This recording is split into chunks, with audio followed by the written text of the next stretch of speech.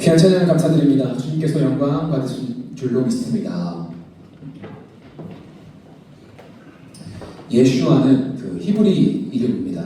히브리식 이름이고 여호와는 구원이시다라는 뜻입니다. 여호수아의 줄임말이기도 하고요. 그게 신약시대에 넘어와서 예수가 되기도 했죠. 오늘은 무심코 쏜 화살이라는 제목으로 하나님 말씀을 함께 나누겠습니다. 여러분, 우리나라에서 역대 왕들 중에 가장 존경받는 왕 1위가 누군지 아십니까? 세종대왕, 압도적으로 세종대왕입니다. 외국에서도 유명한가 봐요. 그래서 뭐 예를 들면 게임 같은 거에서 한국을 배경으로 한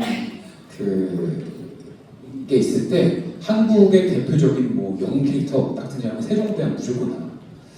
그럼 그 사람들이, 우리나라 사람들이 그렇게 세종대왕을 좀 역사적으로 가장 훌륭한 왕이라고 많이 뽑고 있는 것 같고요. 실제로 또 업적이 많죠. 그죠? 그러면 여러분, 이스라엘 백성들에게도 그런 왕이 있었는데, 이스라엘 백성에게는 그런 왕이 누굴까요? 역대 1위 왕, 가장 이상적인 왕 누구였을까요? 다윗 왕입니다. 다윗 왕. 왕들이 다윗 이후도 수없이 많았거든요. 그런데 그 이후에 엄청나게 많았던 그 왕들이 그 왕이 좋은 왕이냐 혹은 악한 왕이냐를 가르는 기준점이 누구였냐면, 그 기준이 언제나 이 왕이 다윗처럼이냐 아니었냐였어요. 그 기준이 되는 왕이었어요. 이후에 히스기야 같은 왕도 있었고 요시야도 있었고 이스라엘 백성들에게만 그런 게 있었지만 부동의 1위는 언제나 다윗이었고요. 지금도 다윗이라고 얘기를 해요. 지금도. 그럼 반대로 여러분, 이스라엘 역사에서 가장 악한 왕의 표본이 되는 인물이 누굴까요? 아합 왕, 맞아요. 아합 왕입니다. 북이스라엘의 아합 왕인데요. 이 왕은 악한 왕의 전형적인 샘플입니다. 예를 들어 이 아합 왕의 아들이 여호람이었는데, 이 사람도 만만치 않거든요. 이 사람이 하나님 보시기에 악하였다라고 성경에 기록되어 있는데, 그러면서 뭐라고 덧붙여지냐면, 굳이 덧붙입니다. 뭐라고 덧붙이냐? 그래도 그 아버지와 그 어머니만큼은 아니다. 이렇게 덧붙여져요. 얼마나 이 왕이 악한지를 강조하고 싶었는지, 그죠? 어머니가 누구죠? 이세벨. 아합과 이세벨입니다. 아합과 이세벨은 악한 왕의 표본이자 기준이 됐던 거죠. 그런데 여러분, 이 악한 왕의 표본인 아합 왕이 몇 년을 통치하는지 아십니까? 무려 22년을 통치해요. 이스라엘을. 여러분, 악한 권력자들을 왜 이렇게 오래 가는 건가요? 그죠? 우리가 읽은 역대기는 남유다 왕들 중심으로 시작해서 잘 모르지만, 이 열왕기서를 읽어보면 북이스라엘 왕들이 쭉 나열되는데, 묘사되는데, 아합 왕 이야기가 가장 길어요. 이세벨 이야기도 징합니다. 그러니까 이걸 계속 읽다 보면 어떤 생각이 드냐면, 하나님 뭐 하시나 이런 왕들, 이런 생각이 든단 말이죠. 근데 오늘 본문에 이르러서 그 악한 왕이, 이 왕이 참 비참하고 허망한 죽음을 맞아야 돼요. 이게 참 묘합니다. 오늘 본문은 우리에게, 그래서 비록 더뎌 보이지만 하나님께서는 반드시 그분의 뜻과 정의를 이루어 가신다는 것을 보여주기도 합니다. 자, 28절 우리 한번 읽어봅시다. 본문 28절입니다. 함께 읽어보겠습니다. 시작. 이스라엘 왕과 유다 왕 여호사밧이 길앗 라못으로 올라가니라. 저 한 문장에 여러분 몇 가지 배경을 좀 알아야 될 필요가 있습니다. 저기서 이스라엘 왕은 누구고 여호사밧은 누구고 얘네들은 길앗 라못으로 왜 올라간 거야? 라는 생각이 드셔야 정상입니다. 배경 설명을 잠깐 하자면 이래요. 이스라엘 왕이라 함은 방금 말씀드렸던 아합입니다. 그런데 이 아합이 저 길앗 라못이라는 군사적 요충지를 다시 찾아오려고 해요. 아람이라는 나라로부터. 그래서 그 나라와 전쟁을 치려고 저 길앗 라못을 가려고 하는데, 가만히 전술을 보고 전략을 비교 분석해 보니까 이게 북이스라엘의 힘만으로는 안 되는 거예요. 그러다 보니까 어떻게 하죠? 남유다 왕이었던 여호사밧에게 이제 도움을 청합니다.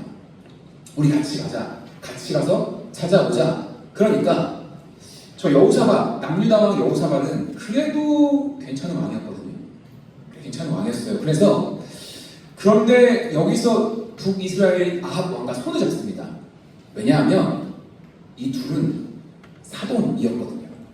그래서 18장에 이제 그 처음에 어떻게 시작하냐면 둘이 그 서로 사돈을 맺으면서 옛날에 그러잖아요.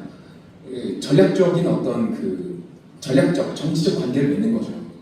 그러니까 이제 아합 왕, 즉 자기 사돈이 부탁을 하니까 뭐라고 합니까? 18장 3절에 이렇게 말합니다. 넘겨보시면요.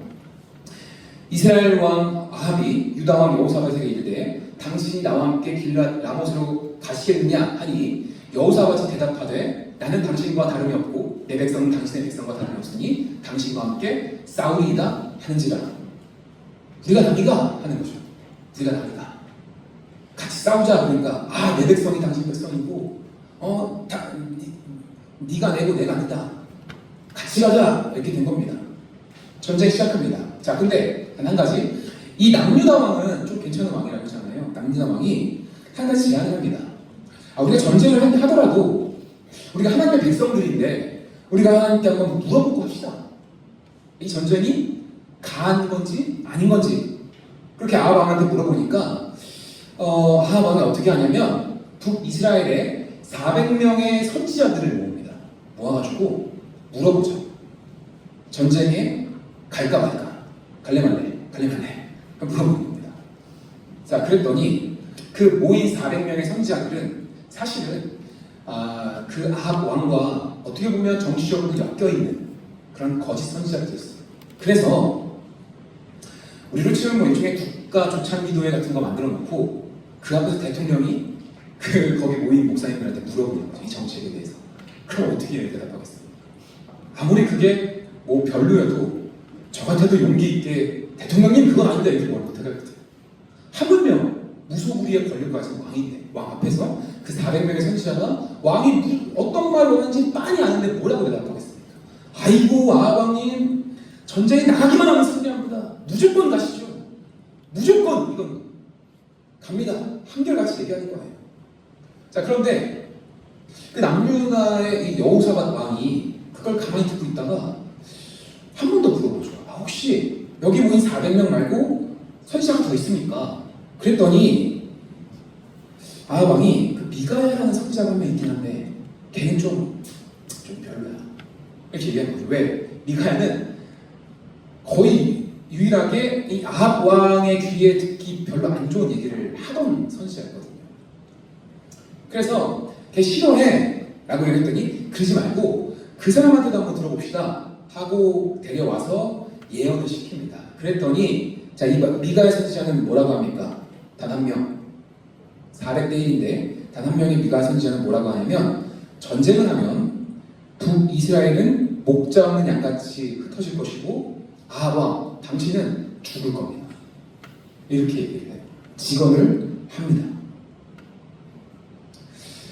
그렇게 얘기를 하니까 얘가 어떻게 됩니까? 옥에 갇혀요.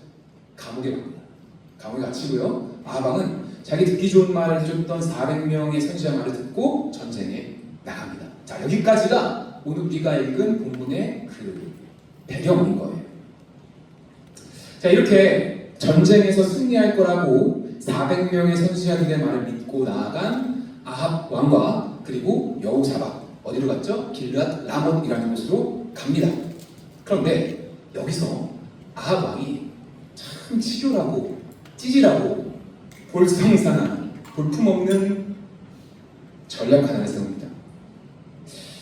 이게 역대급 악한 왕이라는 그래도 대단한 호칭인데 그런 호칭을 가진 왕이 참 이렇게 찌질해도 되나 싶은 계략 하나 세우는데 29절 한번 볼까요? 29절 다 같이 읽겠습니다. 시작. 이스라엘 왕이 여호사밧에게 이르되 나는 변장하고 전쟁터로 들어가려 하노니 당신은 왕복을 입으소서 하고 이스라엘 왕이 변장하고 둘이 전쟁터로 들어갑니다. 자, 여호사밧에게 뭐라고 하죠? 왕복을 당신이 입으세요. 나는 변장, 그러니까 병사로 변장을 해서 저 병사들 사이에 끼어 있겠습니다. 당신이 왕복을 입으세요. 왜? 왜요? 당시 전쟁을 하면 당연히 이스라엘의 그 왕이 제1타겟이 될 것이 뻔하기 때문에 왕을 먼저 죽입니다. 그래야만 이 사기가 꺼지고 얘네들이 이제 흩어지니까. 그쵸? 일종의 일기토 같은 거예요. 그런데 자기가 타겟이 1번이 될 거를 예상하고 뻔하니까 자기의 옷을 누구한테 입혀요? 여호사밧한테. 근데 이 아합왕과 여호사밧은 무슨 관계라고요? 사돈관계. 그러니까 자기 사돈한테 저희 죄송한데 내 옷 입고 나인 척 해주세요. 나는 위험하니까 병사로 변장해서 그 병사 사이에 껴있겠습니다. 여러분 사돈한테 그런 말 할 수 있겠어요? 왕인 걸 떠나서 얼마나 찌질합니까? 그죠? 당시에 사실은 그 아람 군대 모르겠어요. 스파이가 있었는지 모르겠는데 전략이 그게 맞았어요. 왕부터 죽여라. 제1특공대 최정예 군사를 딱 조직해가지고 왕부터 죽이는 게 전쟁의 전략 중에 하나이기 때문에 그랬던 거죠. 자, 왕복을 입으면 아람 군대의 타겟이 누가 되는 겁니까? 여호사밧이 되는 거죠. 아주 치사한 인간입니다. 그런데 여러분, 여기서 우리는 먼저 첫 번째 질문을 던져볼 필요가 있어요. 그게 뭘까요? 아합은 왜 이렇게까지 찌질한가? 이 전쟁에서 그래도 왕인데, 그래도 사돈인데 왜 이렇게까지 찌질할까? 자, 보세요 여러분. 전쟁에 나가면 당신은 승리할 겁니다 라고 몇 명이 말했다고요? 400명의 선지자가 말했다. 그런데 단 한 명, 누가 당신이 죽을 겁니다 라고 말했다고요? 한 명, 미가야. 그죠? 여기서 우리는 그 이유를 알 수가 있는 거죠. 왜 이렇게까지 했을까? 불안했던 거죠. 혹시나 미가야의 말이 맞으면 어떡해? 그죠? 혹시나 미가야의 말이 맞으면 어떡합니까? 그런 일말의 두려움이 있었던 겁니다. 400명의 선지자의 말을 믿고 미가야 한 사람의 말을 믿지 않았지만 그래도 변장을 하고 여호사밧에게 왕복을 입히고 그래도 만일을 대비해서 자기도 변장하고 군사들 사이에 숨는 치사한 전략을 세우는 거죠. 한마디로 이겁니다. 하나님을 믿지 않으면서도 혹시 그 말씀이 맞을 경우를 대비하는 겁니다. 자, 여기서 저는 여러분, 오늘 많은 사람들이 예수를 이렇게 믿고 있다고 생각합니다. 하나님과 주님과 그 말씀을 내 인생의 전부라고 딱 기둥을 세우고 걸고 따라가야 될 진리라고 안 믿습니다. 사실 안 믿어요. 믿는다고 얘기하지만 그들의 삶이나 그 행동을 봤을 때는요, 믿는 사람이 아니에요. 우리는 이걸 뭐라고 하기로 했다고요? 실천적 무신론자. 그러니까 입으로는 또 뭐 이런 행위로는 이게 이제 뭐 믿는 것처럼 보이는데 삶으로 드러나지 않아요. 그럼 뭐라고 한다고요? 실천적 무신론자라고 얘기한다. 예수만이 구원의 길이라고 믿지 않습니다. 그래서 교회에서 이렇게 예배 가운데 혹은 개인적인 어떤 예배 가운데 선포되어지는 하나님 말씀보다 내 귀를 즐겁게 해주는 수많은 메시지에, 세상 메시지에 더욱더 귀를 기울이고 따라갑니다. 야, 하나님의 자녀라면 너 그렇게 살면 안 돼. 더 정의롭고 더 공의롭고 이 땅 가운데서 이웃을 사랑하고 너가 좀 손해보더라도 남을 살리는 삶을 살아야 돼 라는 이 한 사람의 말을 듣지 않고 그렇게 살아도 괜찮아 라고 말하는 400명의 메시지를 듣는 게 바로 우리예요. 그런데 왜 그 수많은 사람들은 여전히 교회에 나올까요? 나는 예수 믿는다고 크리스천이라고 할까요? 혹시나 해서죠. 혹시나 만일을 대비하는 겁니다. 혹시 그래도 성경이 진리면 어떡해? 진짜 천국이 있으면 어떡해? 혹시 내가 죽어서 눈 떴는데 지옥 그게 있으면 어떡해? 그럼 망하는 거잖아요. 그래서 사실은 안 믿지만 혹시 진짜의 경우를 대비해서 교회는 나오는 거죠. 그 말이 사실인 경우를 대비해서 우리도 변장을 합니다. 거룩한 척하는 얼굴로, 신실한 척하는 몸짓으로, 진실인 척하는 목소리로 변장을 해서 교회에 나오는 거예요. 일종의 보험이죠. 보험 드는 것처럼 예수를 믿습니다. 우리나라 사람들이 단일 교회를 결정하지 못하거나 교회에 온전한 마음을 주지 못한대요. 그래서 원래는 교회 공동체가 해야 될 역할들을 많은 세상의 어떤 그룹들이 그걸 해낸대요. 그래서 교회에서 느껴야 할, 또 교회가 해야 될 역할을 가장 많이 대체한 그룹 1위가 있는데 어제 조사했는데 그 크로스핏이에요. 크로스핏. 그럼 요즘에 크로스핏을 가면요, 교회에서 느껴야 할 공동체성을 거기서 많이 느낀다고 하더라고요. 참 신기하죠. 어쨌든 예전에도 한번 말한 적이 있는데 요즘 사람들은요, 여러분, 특히 젊은 청년들일수록 확실한 약속을 금방 안 한답니다. 그러니까 야, 우리 언제 볼래? 그래, 언제 한번 보자.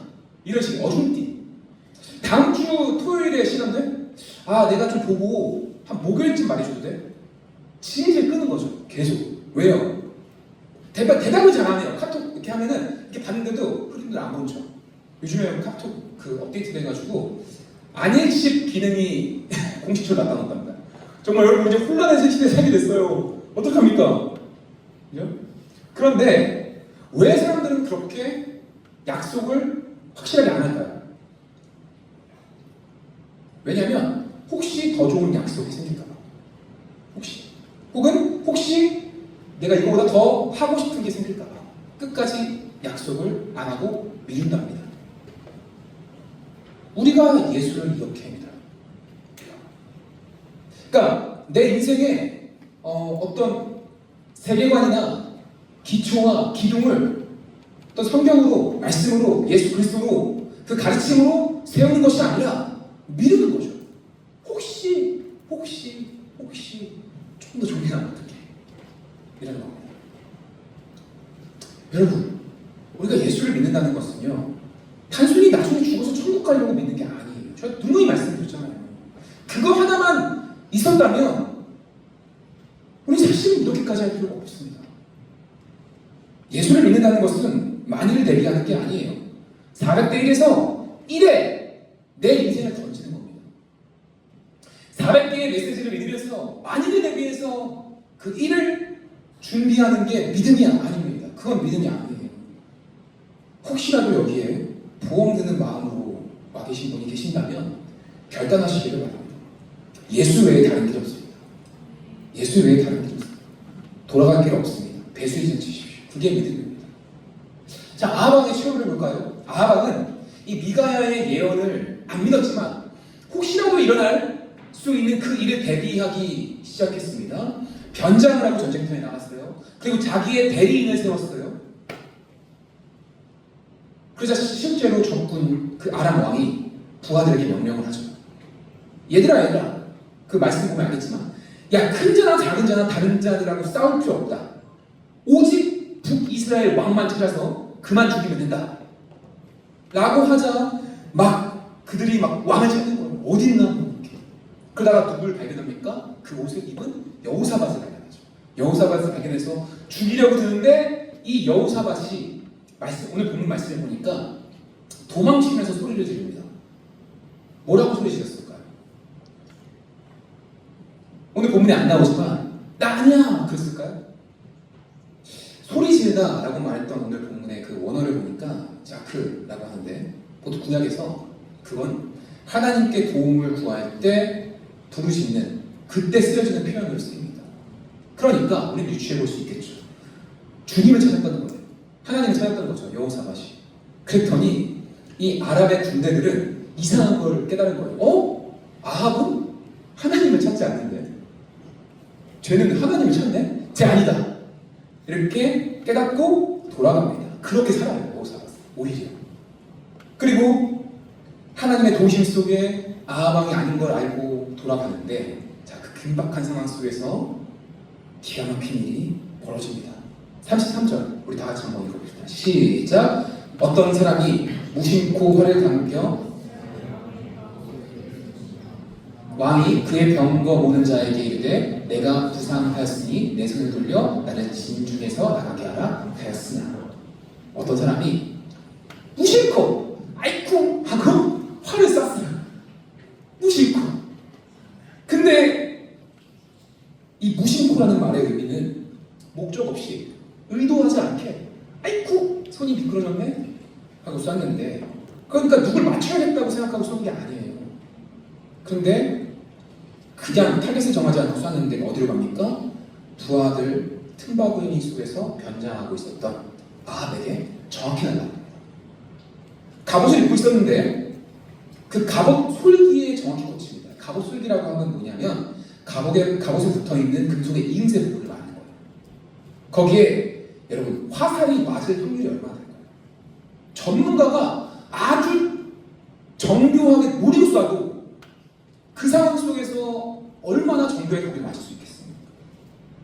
하만은 그렇게 치밀하게 계획을 세웠는데 만일 대비해서 왕복을 벗고 부하들의 일반 군사 옷을 입기까지 했는데 그것도 모자라서 자기 사돈 여호사밧에게 정말 볼썽사나운 자기 옷을 입히기까지 했는데 누군가의 실수로 쏜 무심코 쏜 그 화살로 인해서 그 모든 계획이 숲으로 돌아가고 결국 죽음을 맞이하게 됩니다.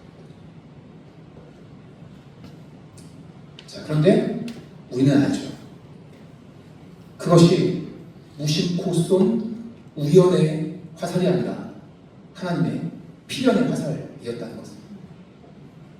여러분, 아무리 인간이 자기의 길을 치밀하게 계획하고 준비해도 여러분 보세요.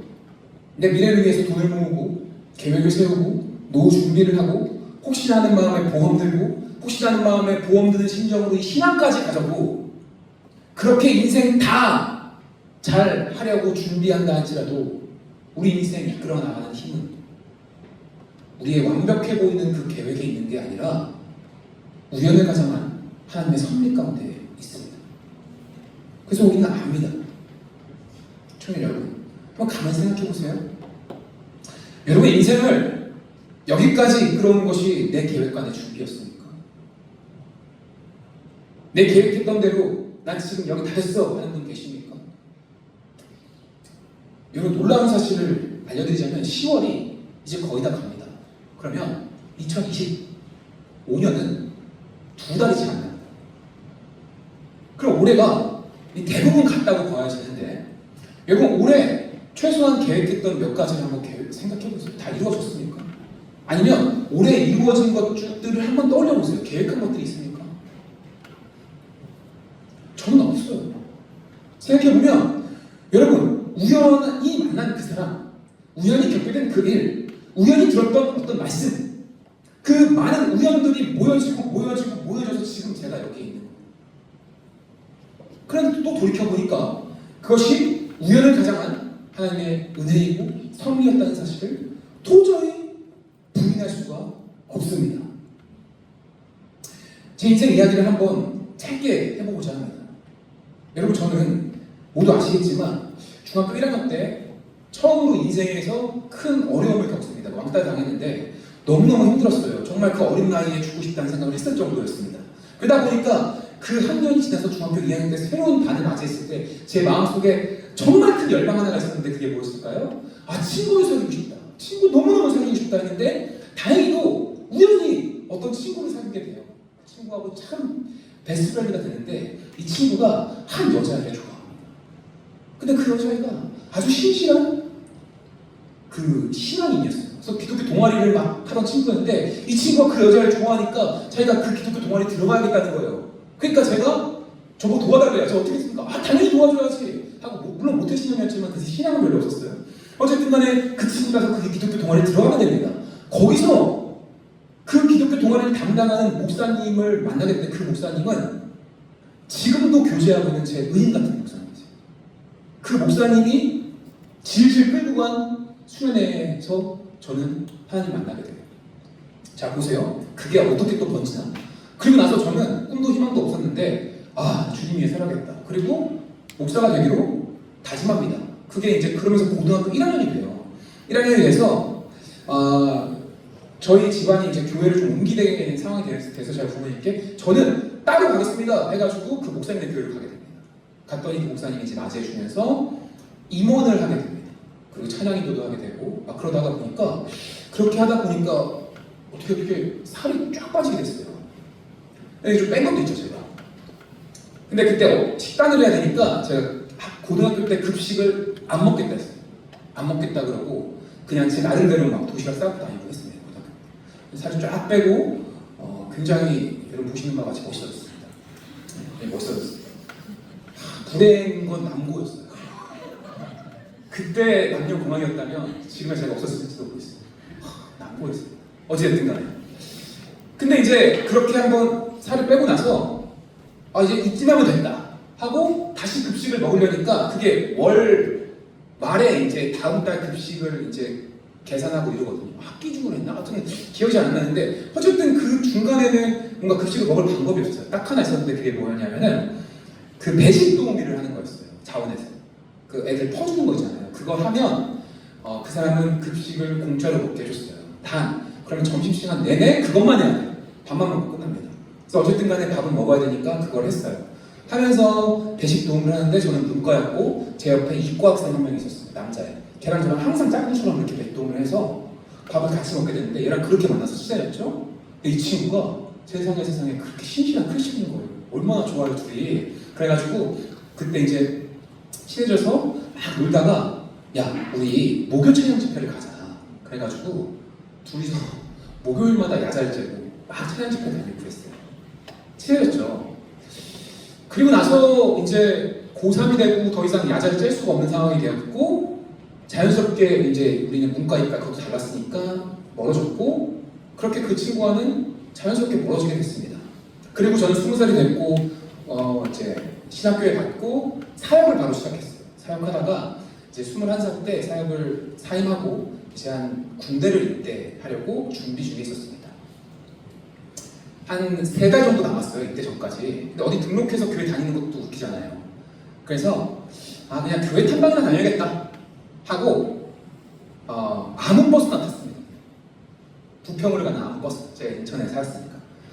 쭉 가는데 가면서 그냥 막연하게 부평에 내려서 보이는 교회 하나 가야지 생각을 했어요. 왜 그런지 모르겠는데 11시 예배를 가려고 딱 한 10시쯤 버스를 타고 쭉 가고 있는데 계산동에 한 큰 교회를 발견하게 돼요. 근데 뭔가 복잡복잡한 게 저희 가고 싶은 거예요. 그래가지고 바로 삐 눌러서 내렸어요. 내려가지고 그 교회를 딱 들어갔는데 11시 예배 이제 가려고 한 10시 반쯤 로비에서 어떤 교회인가 이렇게 둘러보고 있는데 그 급식동이 그 친구가 배식가 야 준수가 네가 웬일이야? 너는 웬일이야? 야 진짜 오랜만이다. 그래서 그 친구 알아보니까 거기 교회 다니고 있는 거예요. 그래서 제가 너 여기 웬일이야? 나 여기 영화정에서 이렇게 왔어. 잘한다. 야 그러면은 11시 예배 드리지 말고 우리 청년부 예배 드리자고. 그까? 하고 3시 반 예배를 그때 청년부 예배가 10시 반부터 3시 반까지 걔랑 계속 입에 거품이 나도록 수다 깔다가 3시 반에 예배 딱 갔는데 그 청년부 너무 마음에 드는 거예요. 그래서 그 청년부가 마음에 들었고 그 3달 동안 다니면서 그 사이에 그 수련회도 있었거든요. 수련회도 갔고 애들이랑 친해지고 해가지고 야 여기 한번 정착해봐야겠다 싶어서 군대에 다녀온 이후까지 정착을 하게 됩니다. 거기서 지금 사고를 하게 됩니다. 그래서 같이 이제 사랑에 빠지게 되고 그렇게 됐습니다. 그러니까 저는 이 모든 이 순서를 이렇게 쭉 봤을 때 야 무엇 하나 내 인생에서 이렇게 다 내가 의도한 게 아니었지만 우연스럽게 이렇게 이루어진 일들이지만 무엇 하나 버릴 것 없는 하나의 사건들이었다. 여러분 이거 하나하나 디테일하게 하면 더 긴데 그리고 더 많아요 사실은. 그 이후에 순공 부천교회 오는 것까지. 여러분 근데 이러한 일들이 과연 저만의 일일까요? 저만 특별히 겪는 일일까요? 아니요. 그렇지 않습니다. 성경에 나오는 인물들 그리고 역사 속에 존재했던 사람들 아니 지금 현존하는 이 모든 우리 교회만 봤을 때 우리 교회 출석한 성도님들한테 한 명 한 명 나가서 한번 물어보세요. 인생이 어떻게 됐냐? 어떻게 누굴 만나야 되고 어떻게 여기까지 되셨냐? 모든 것이 다 어떤 섭리 아래 있었다는 걸 우리는 알게 된다는 거죠. 지금 생각해도 저는 소름이 끼칩니다. 내가 하나님 손바닥만 했구나. 이 생각밖에 들지가 않아요. 여러분의 삶 가운데는 어떤 우연이 있었습니까? 근데 여러분 제가 놀라운 사실 하나 알려드릴까요? 세상 사람들도 사실은 인생의 태반이 운으로 되어 있다는 사실을 안다는 거예요. 사실 우리가 살아가며 마주하고 있는 모든 일들은요 대부분이 운입니다. 한번 볼까요? 제가 좋아하는 어떤 한 가수인데 지금은 이제 돌아가셨습니다. 근데 저 사람이 했던 아주 큰 반향을 일으키고 이렇게 공감 샀던 강의가 나왔어요. 그게 뭐냐면 저거였어요. 일단 인생의 가장 깊숙한 비밀을 알려드리겠습니다. 저분은 크리스천이 아닙니다. 성공은 운입니다. 정말입니다. 성공은 운입니다. 운이라는 것은 매우 강력한 오브젝트입니다. 참 애석하게도 여러분이 운을 얻을 운이 있는지는 아무도 알 수 없습니다. 그러니까 여러분이 인생에 운이 통한다는 생각으로 살면 절대 안 됩니다. 운은 삶은 노력으로도 절대 통치할 수가 없습니다. 저분이 뭐 성경을 보고 그렇게 말을 하는 게 아니라 사실은 어느 정도 인생을 살아본 사람들은 이거 다 안다는 거예요. 아, 생각보다 내가 인생에서 내가 통제할 수 있는 게 몇 개 없구나. 내가 내 맘대로 할 수 있는 것들이 생각보다 몇 개 없구나. 오히려 내 통제 밖에서 내가 의도치 않게 내 인생에 치고 들어오는 어떠함들이 그것들에 의해서 내 인생이 영향받고 좌지우지되는 것들이 너무 많고 솔직히 거의 대부분이구나 라는 것들을 세상 사람들조차 알 수 있다는 겁니다. 자, 그러면 우리는 인생의 어떤 전반적인 어떤 분위기가 저렇다는 것을 알게 되었다면 저걸 해석해내야 되는데 저거를 믿지 않는 사람들은 뭐라고 해석합니까? 운이다. 운이다. 제가 이 말을 하면은 와, 준서가 너 운이 좋았네 이렇게 얘기해요. 그러나 우리는 그렇게 얘기하지 않죠. 우연이라 쓰고 섭리라고 있습니다. 내 계획과 능력으로 하는 것 같지만 사실은 이 우연을 가장하는데 섭리로 우리는 여기까지 왔고 앞으로도 그렇게 될 겁니다. 그러니 우리는 겸손할 수밖에 없는 거죠. 최선을 다해 살아야겠죠. 당연히 그래야겠죠. 그럼에도 불구하고 내 모든 능력과 경험과 지식을 총동원해서 만든 계획보다 그것도 모자라 언제나 보험 하나 들어놓는 그런 것보다 하나님이 사용하시는 단 한 번의 우연이 모든 것을 바꿀 수 있는 힘이라는 사실 앞에 우리는 겸손해야 됩니다. 오늘 변장한 아합 왕을 향해 날아간 화살도 그렇습니다. 하나님은 누군가 무심코 쏜 화살의 속도와 방향까지도 바꾸십니다. 우연의 화살이 필연의 화살이 되게 하십니다. 미가야가 하나님 말씀을 전하기를 전쟁에 나가면 당신은 반드시 죽습니다 라고 전하잖아요. 그죠? 근데 이 말씀을 아합이 계속 피해갑니다. 요리조리 피해갑니다. 그런데 그 피한 말씀이 결국 돌아와서 그에게 꽂힙니다. 이런 많은 사람들이 하나님 말씀을 들으면서 피해 다니네요. 교회는 혹시나 하는 마음으로 만인을 대비하는 마음으로 다니면서 하나님 말씀을 들어도 그 말씀 앞에 자복하고 순종하지 않고 피해 다닙니다. 어떻게든 순종하지 않을 다른 방법을 찾아서 피해 다닙니다. 가면 안 되는 길을 가고 불의한 행동을 하고 양심을 속이고 나에게 이득이 되는 것이라면 남들 어떻게든 상관없이 나만 잘 되길 원하는 어떤 그 불의한 길을 가게 되죠. 가면 안 되는 길을 가면 하나님께서 가르쳐 주시고 사인해 주심에도 불구하고 듣지 않습니다. 듣기 좋은 말만 듣습니다. 그러나 여러분, 말씀을 멈춰보지 않으면 결국 화살로 멈추게 됩니다. 말씀이 들려올 때 발걸음을 멈추셔요. 거기서 멈추지 않으면 누군가 무심코 쏜 화살이 우리의 발걸음을 멈추게 할 수 있습니다. 우리의 걸음을 앞으로 나아가게 하는 것이 말씀이라면 우리의 걸음을 멈추게 하는 것도 화살이 아니라 주님의 말씀이 되기를 축복합니다. 말씀을 좀 맺겠습니다. 요즘 제 마음이 좀 많이 괴롭고 복잡합니다. 왜냐하면 시대를 봤을 때 여러분, 우리는 이 교회로서 개인의 삶을 살아가야 되는 여러분의 몫이 있지만 또 교회로 모였으니까 이 시대를 감당해야 되는 우리의 몫이 있잖아요. 아, 남들이 어떻게 살지 상관없어, 난 내 뜻대로 살 거야 라고 생각하시는 분들 안 계시죠? 여러분, 우리는 이 땅의 어려운 자들을 위해서 또 소외된 자들을 위해서 기꺼이 살아가야 되는 그 교회의 사명을 띠고 있습니다. 그런데 아무리 교회로서 또 개인의 그리스도인으로서 잘 살아보려고 해도 곳곳에서 청년들을 포함한 많은 사람들이 어렵다, 힘들다, 소망이 없다라는 말이 그리고 그런 연락이 옵니다. 저에게 드는 자괴감은 그거예요. 불안하고 어렵고 어두운 이 세상을 바라보면서 자괴감이 든다기보단 그것들을 향해서 내가 뭘 해줄 수 없다는 것에 자괴감이 듭니다. 대체 언제 이 어둠의 때가 지나고 아침의 순간이 올까? 개인의 인생들이 많이 힘든데 그 인생 내 어둠들이 언제 끝나고 새 소망이 찾아올까? 질문하곤 합니다. 근데 여러분, 하나님은 누군가 무심코 쏜 화살 하나를 가지고 역사의 흐름을 바꾸시는 분이에요. 그분의 때가 되면 상상하지 못하는 방식으로, 때론 하나님의 유머로 하나님 백성을 구원하실 것입니다. 수백 년, 수천 년을 이어온 사막에 매번 한 달만 비가 오면 울창한 숲이 된대요. 무심코 쏜 화살로 불의한 자를 멈추게 하는 하나님은 그분의 백성의 인생도, 그리고 암울해 보이는 이 세상도 뜻밖의 방식으로 지켜나가시면서 때로는 우리의 계획과 상식을 넘어선 구원의 길로 인도하실 것입니다.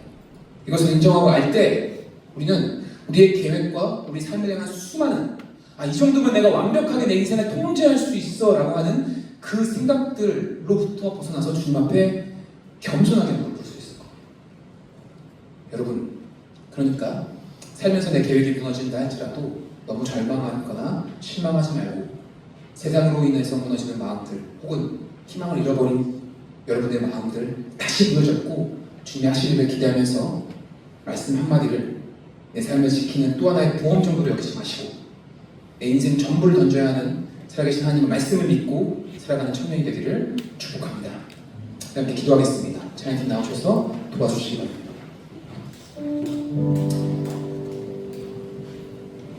제가 여러분 하나님 말씀을 믿고 주의 뜻대로 살아가면서 주님께서 내 인생 가운데 행하셨던 섭리와 일들을 간증했잖아요. 근데 제가 사실 한 가지 간증하지 않은 게 있습니다. 그게 뭔지 아십니까? 주님께서 쏘신 화살로 인해서 멈췄던 제 인생도 있어요. 제가 사실 모든 인생들이 다 선하고 좋은 것으로만 가진 않았겠죠. 저도 인간이지라 연약함과 악함 가운데 주님의 뜻을 저버리고 그 길로 갔던 적이 있습니다.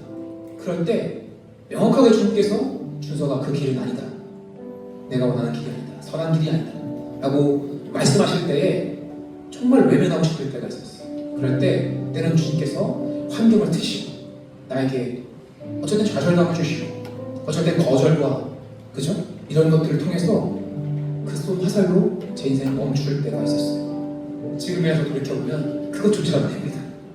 그때 내가 주님의 뜻에 떠나서 그 길로 갔다면 어떻게 됐을까? 그것도 다른 의미로 소금이 돋아요. 여러분, 우리가 주님 앞에 자복하면서 겸손하기를 바랍니다. 그렇게 주님 앞에 내 인생 맡겨드리고 나갈 때 여러분 가장 좋은 것으로 주님께서 우리의 인생을 이끌고 가주실 줄 믿습니다. 다시 한번 주님 앞에 내 마음과 생각과 인생을 맡겨드리면서 우리 시간 다시 한번 기도합시다. 우리 기도하실 때에 말씀 생각하면서 우리 주님 앞에 기도하시고 또 내 인생을 돌아보면서 다시 한번 내 인생길을 주님께 맡겨드립니다. 혹은 구체적인 기도 제목이 있다면 그것조차 주님께 맡겨드리면서 우리 주님의 이름을 한 번만 그대로 주고 통성을 하며 기도하겠습니다. 주여! 하나님 감사합니다. 저는 다시 한번 또 주 하나님 앞에서 우리가 기억하며 나아갑니다.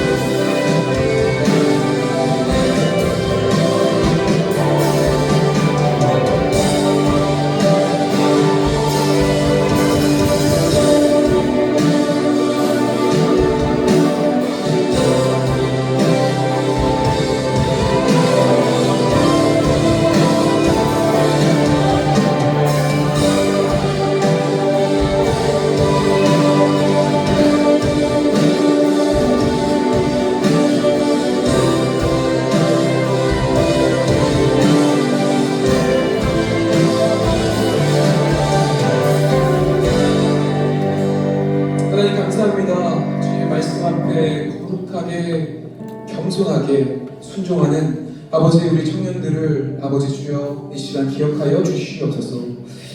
하나님, 이 땅 가운데 주의 길을 간다는 것이, 그 길을 따른다는 것이 얼마나 힘든 일인지를 우리가 아버지 하나님 몸소 느끼고 있지만, 그러나 아버지 희망을 잃지 않고 가는 아버지 그 믿음을 더하여 주시기를 원합니다. 그것 위에서 담담히 걸어갈 수 있는 우리가 될 수 있게 하여 주시옵고, 매일 삶 가운데 주의 섭리와 아버지 그 뜻을 체험하며 아버지 함께 찬양하는 귀한 청년들의 삶이 되게 하여 주시옵소서. 아버지 하나님께서 무심코 손 화살로 역사의 흐름을 바꿨다는 것처럼 우리 인생 가운데 이루어지는 많은 일들을 통하여서 내 인생 주님 손 안에서 그 섭리 안에서 선하게 이끌어가 줄 줄 믿습니다. 주님만 찬양하고 온전히 맡겨드리며 아버지 이 예배 가운데 함께 하신 주님을 찬양하며 우리 모든 것을 살아계신 예수님의 이름으로 함께 기도했습니다. 아멘. 우리 다시 한번 주님 앞에 박수로 올려드립시다.